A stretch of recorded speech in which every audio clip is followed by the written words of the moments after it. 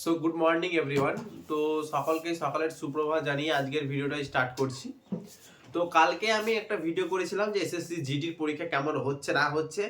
আজকে প্রপারলি আমি কালকে মানে 6 তারিখের যে এক্সামগুলো হয়েছে সারাদিন ওরিয়েন্টাল, ওই যে ওরিয়েন্টাল যে কোশ্চেনগুলো এসছে তাই নিয়ে বিস্তারিত আলোচনা করব যে কালকের অল শিফটের কোশ্চেন কেমন ছিল, বা কোন শিফটে একটু বেশি হার্ড হয়েছে বা কোন শিফটে একটু সহজ হয়েছে, বা কেমন টাইপের কোশ্চেন তোমাদেরকে এখন করা প্রয়োজন, কোশ্চেনের লেভেল কি আস্তে আস্তে কঠিন হতে চলেছে নাকি একই লেভেলে যাচ্ছে, এই নিয়ে বিস্তারিত আজকের এই ভিডিওটায় আলোচনা করব।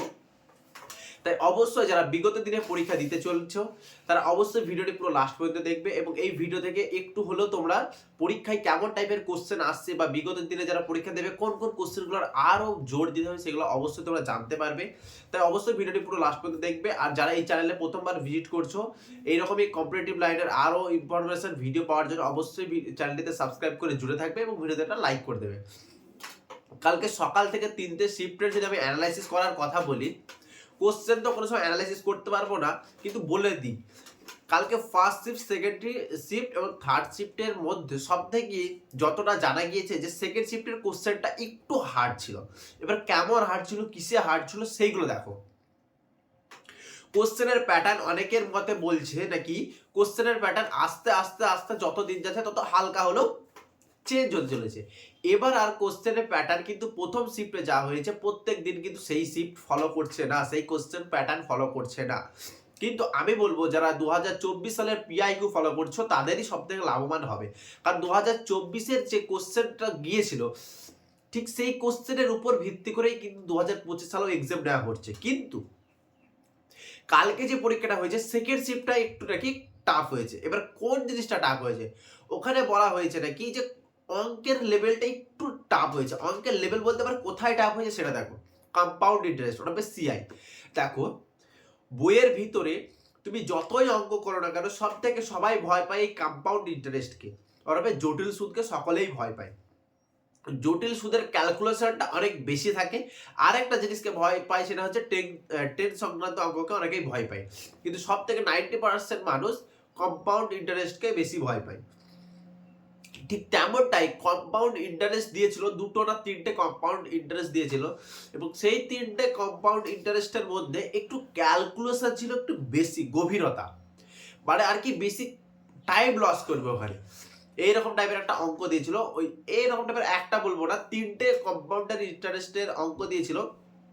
তিনটে অঙ্কই নাকি আর কি ক্যালকুলেশন অনেক জটিল দিচ্ছে।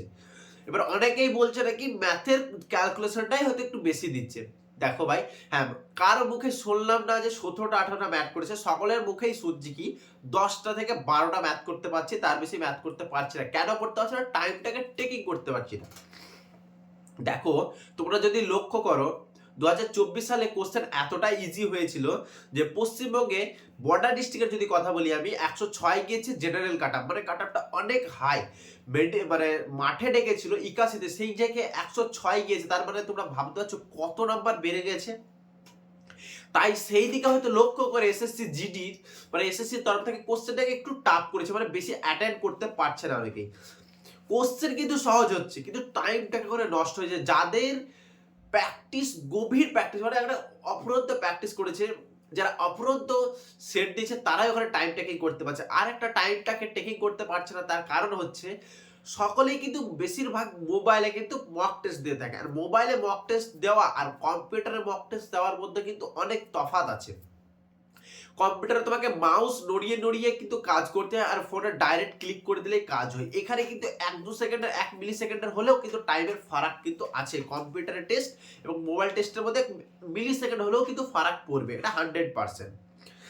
জিআই কিন্তু সকলেই বলছে সহজ দিচ্ছে, কিন্তু সিটিং অ্যারেঞ্জমেন্টের যে জিআই গুলো সেগুলো কিন্তু নাকি টাফ দিচ্ছে।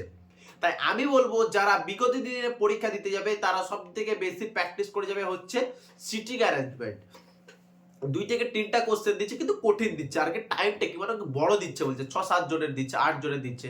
দেখো 6-7-8 জনের দিলে একটু টাইমটা কি হবে, কিন্তু ওরা প্র্যাকটিস করে গেলে কিন্তু এমন কিছুই না। এটা একটা বলছে না যে বাইরের দিকে বুক করে, সব কিন্তু কেন্দ্রের দিকে বুক করে দিচ্ছে, ঠিক আছে। তো আমি কিন্তু নিজে পরীক্ষা দিইনি, এগুলো যারা পরীক্ষা দিয়ে আসছে তারাই বলছে। এবার আমি আদেও জানি না যে তারা ঠিক বলছে নাকি ভুল বলছে। আমি 12 তারিখে এক্সাম দিতে যাবো সেকেন্ড শিফটে, আমার যে সেকেন্ড শিফটে যে পরীক্ষা হবে আমি কোশ্চেন অ্যানালাইসিস করবো না, কিন্তু পুরোপুরি বলে দেবো যে কোথা থেকে কি এসেছে।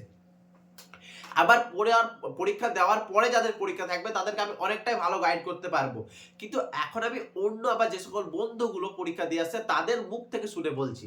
তাই আমি বলবো যারা বিগত দিনে পরীক্ষা দিতে যাবে তারা সিটিং অ্যারেঞ্জমেন্টটা খুব ভালোভাবে প্র্যাকটিস করে যাবে।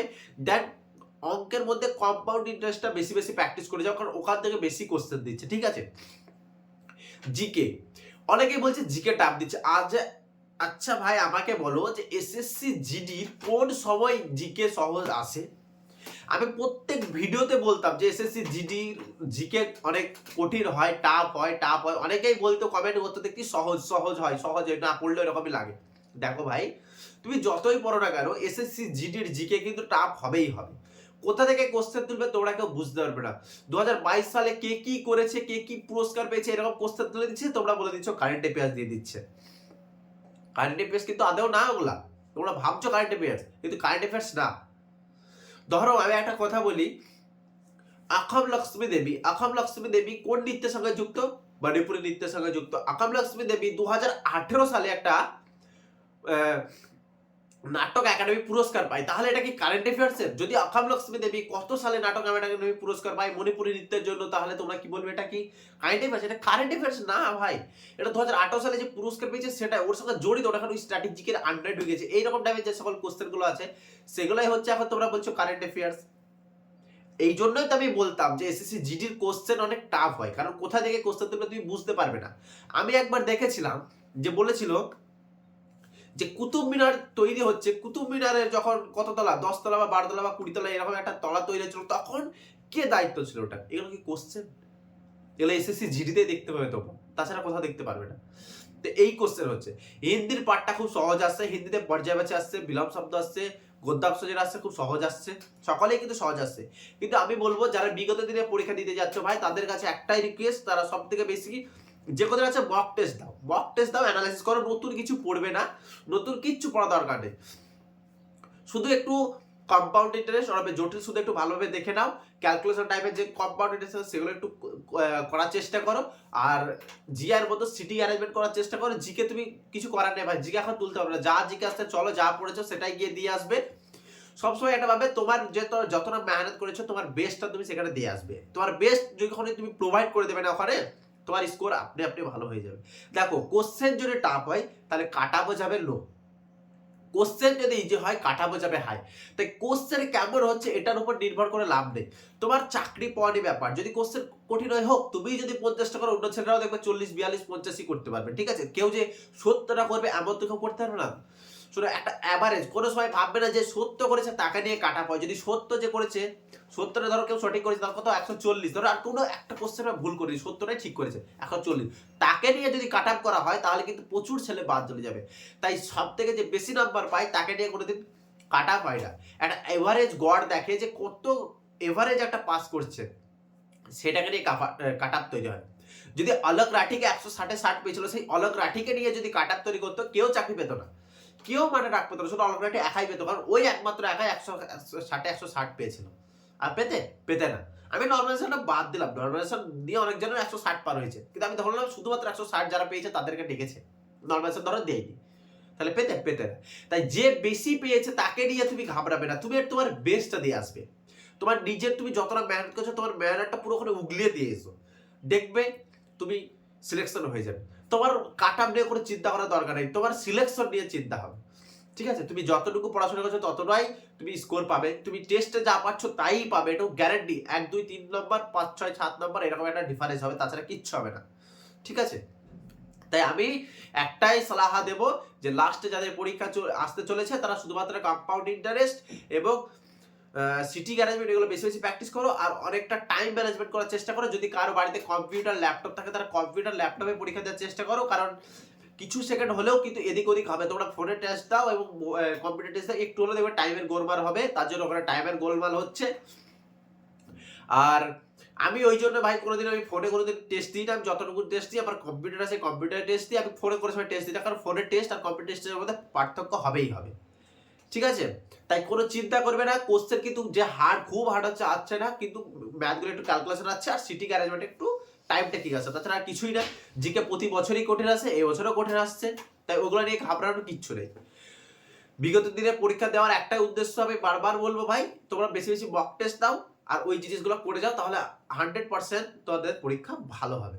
তো আজকে দেখি কেমন কি পরীক্ষা চলছে, আজকে যদি কিরকম কিছু ইনফরমেশন পাই অবশ্যই তোমাদেরকে ভিডিওর মাধ্যমে জানিয়ে দেবো। তো আজকের ভিডিওটা এই পর্যন্ত রাখছি, দেখা হচ্ছে পরবর্তী ভিডিওর সঙ্গে। ততক্ষণ সুস্থ থেকো, ভালো থেকো, আর অবশ্যই চ্যানেলটিতে সাবস্ক্রাইব করে নিও। যারা এখনো পর্যন্ত টেলিগ্রাম চ্যানেলটিতে জয়েন করে নিও, ওখানে অনেক ভালো ভালো জিনিস প্রোভাইড করছি, তারা অবশ্যই টেলিগ্রাম চ্যানেলটিতে জয়েন করে দাও।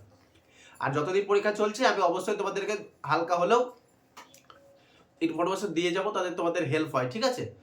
তো ভালো থেকো, সুস্থ থেকো, আর সবাই ঠান্ডা মেজাজে পরীক্ষা দিও। যাদের সামনের দিকে পরীক্ষা আছে সকলকে বেস্ট অফ দ্য লাক, শান্তি মেজাজে পরীক্ষা দিও। জয় হিন্দ, বন্দে মাতরম।